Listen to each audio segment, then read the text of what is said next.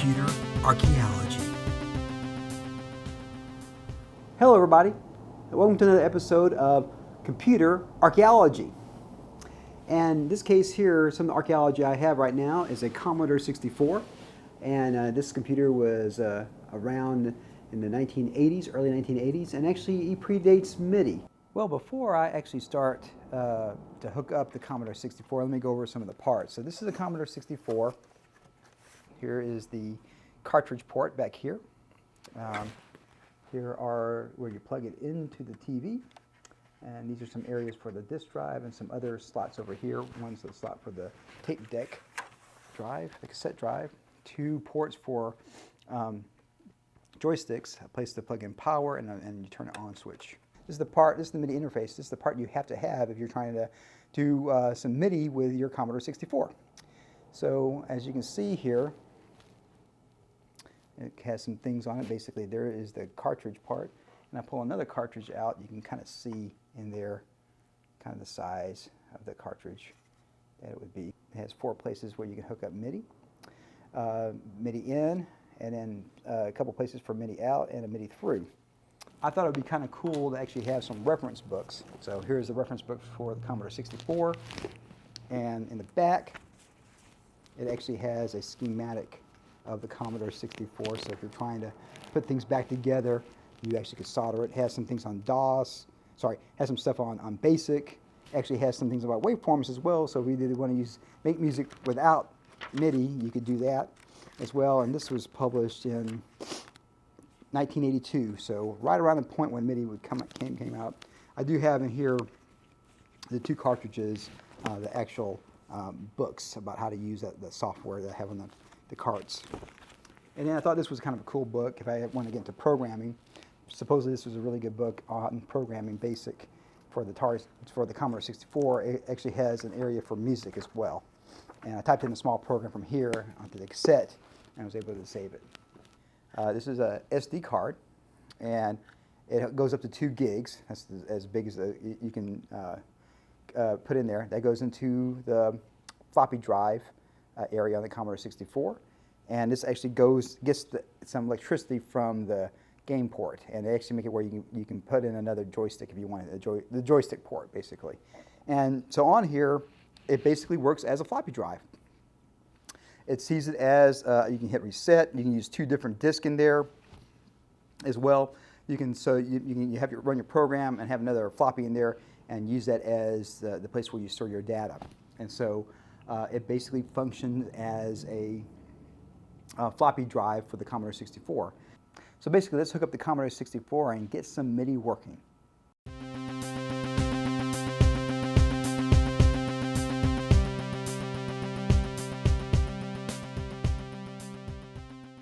So right here, first thing I need to do is turn on the computer. Can you imagine if your computer booted this fast? All right, here we go. Ready? 1001, 1002, 1003, 1003 in like 3.5 seconds it boots up. All right, so I got to type in a little code into it to talk from the computer to the floppy drive. And the reason why I'm using this instead of a real floppy drive is that the floppy drives are really, they're 30 some odd years old. Finding 5.25 discs that still work and software that's on those ones may not be reliable. So that's the reason why I decided to go with this flash card, SD card method here. So I type in load. Those that use Commodore 64s know this already. And I type in the name of the program. And so hold down B64. And then I put a comma. And 8 tells it it's the floppy drive. And hit return. It's searching for the boot driver software. Okay. And I tell it to run. And so now it's loading this information up. Yeah. And there it is. So now I got a MIDI sequencer right here ready to use. So let's go over to a blank track over here. Something that doesn't have anything on it. So let's say 3 over here. So you notice it's all green, there's no white there. So the first thing I'm going to do is I'm going to change the tempo. So I'm shifting up and down to get to various things. And so I'll just change that to, let's say 108. Pretty much, I've heard so many things at 120 because that's the default for pretty much every MIDI sequencer. And if I wanted to, I can change that from 2 bars to 4 bars to 12 bars or whatever. I can change it to a different time signature if I want to. We'll just keep it 4/4 for right now. And I think it looks good for right now, so we'll just go ahead and do that. I'll scroll up. I'll go to MIDI channel, go to track 10 and make it MIDI channel 10. Make sure my drums are working. So right there you see I'm getting some MIDI in and MIDI out, which is exactly what I want. So I hit R to record. 1, 2, 3, 4, 2, 2, 3, 4.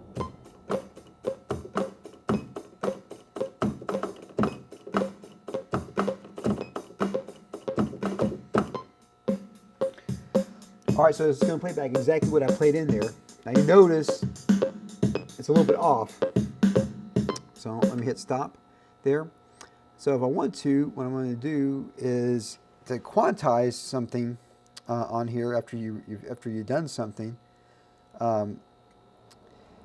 Basically, I move the cursor to the quantize box. Okay, make sure I got the quantize that I want on it, and I'm fine with that right there. Press the pound key there.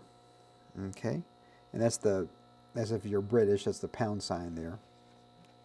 All right, and this is my little note to remind me what keys to type in because I haven't used the Commodore 64 in a while. All right, so you notice that little dot comes on there. If I hit it again, see it goes away, but I hit it one more time, that little dot comes up there. And then put it over the track I want, right there.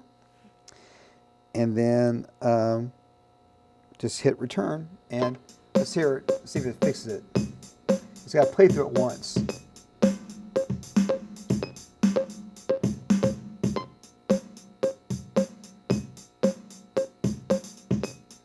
Better. So let's say I want to quantize it to something that's different. I'll quantize it to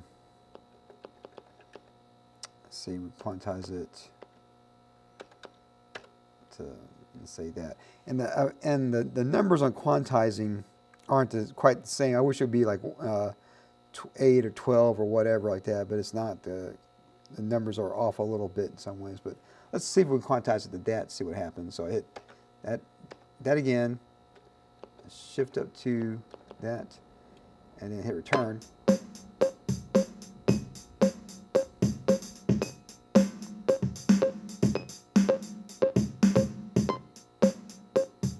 Okay.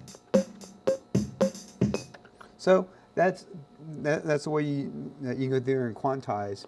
So if I want to, let's say, play a bass line. So I'll put the bass on track 5 this time. 3, 4, 3, 4.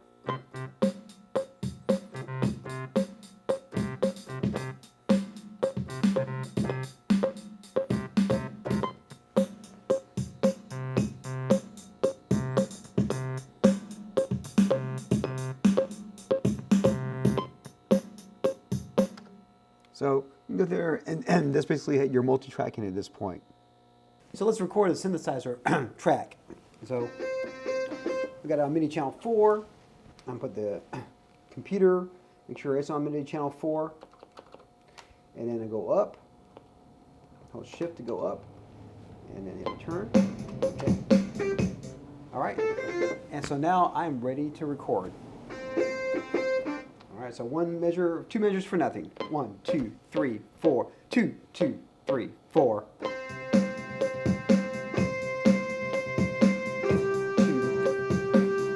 2, 3, 4.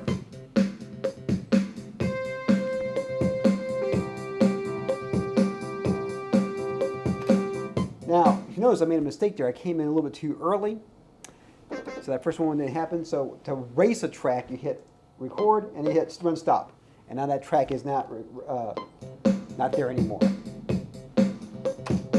So hit stop. 1, 2, 3, 4. 2, 2, 3, 4.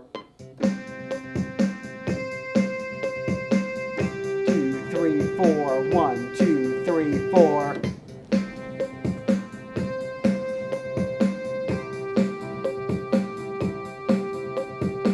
So it's pretty amazing. The software, if you hit H, it does give you a little bit of help down here to kind of figure out a few things, what to do. And it's not as intuitive as the help they have today, of course. But it's pretty amazing to come here and be able to make some music with something that is basically at the beginnings of the MIDI revolution in a lot of ways. And so to me, it's really fascinating to have a chance to come around and experiment with all these different sounds and everything. So let's record another track. Let me go to MIDI channel 5, come down and put it on MIDI channel 5, and go up. Okay. Put 5. Let's see, what can we have for 5? Synth. Okay, here we go. 1, 2, 3, 4. 2, 2, 3, 4.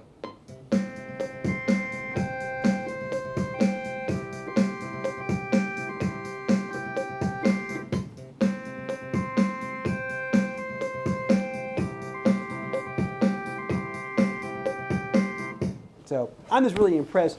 If this is all I had to make music with, I really could get used to this and play around with it. It really shows that programmers back in the day that wrote in machine language, and this software obviously would have fit into a 5 1/4 floppy disk, so it would be most a couple hundred K at that. Remember, there's 64K of RAM in there, so it might be 16K, it might be 64K, it might be 48K. It's pretty amazing how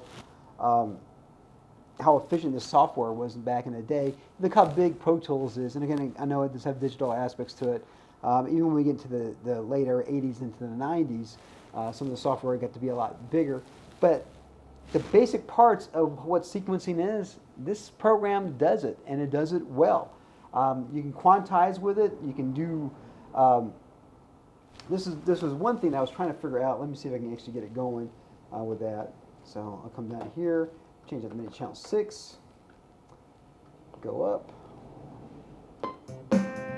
Okay, put it on 6 there. So I got a little bit of a brass sound. So if I record something, 1, 2, 3, 4, 2, 2, 3, 4.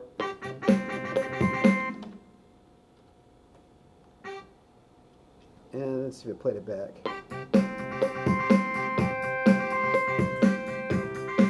See how it's keeping that? See, I just played it, and it is echoing it back, and because I played it in time there. That's something that's kind of cool. That saved you some time when you're playing back something. So.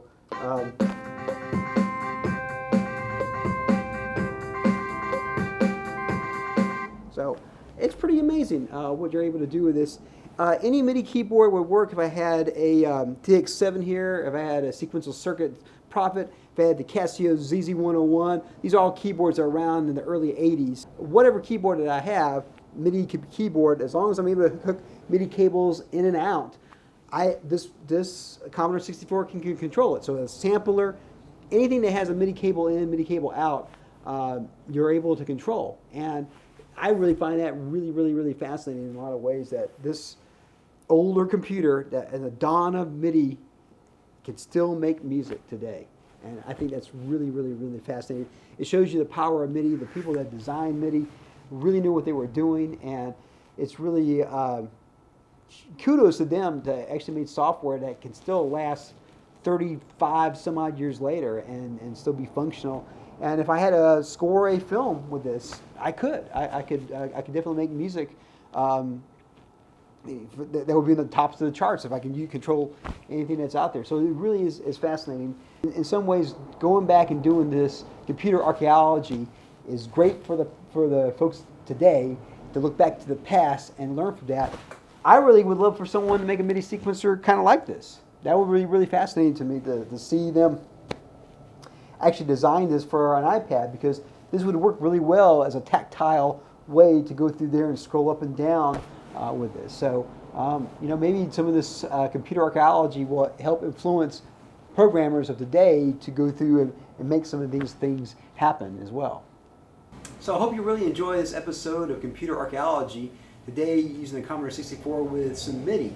And it still works. 30 some odd years later, this technology can still be used today. And that's one of the reasons why I think this computer archaeology is really fascinating. Because a lot of the younger folks are just not going to know about these type of things, how the origins of electronic music, pop music that we listen to today, go back to the 80s, 90s. Sequencing was the way that we made music long before the digital audio loops were around and whatnot.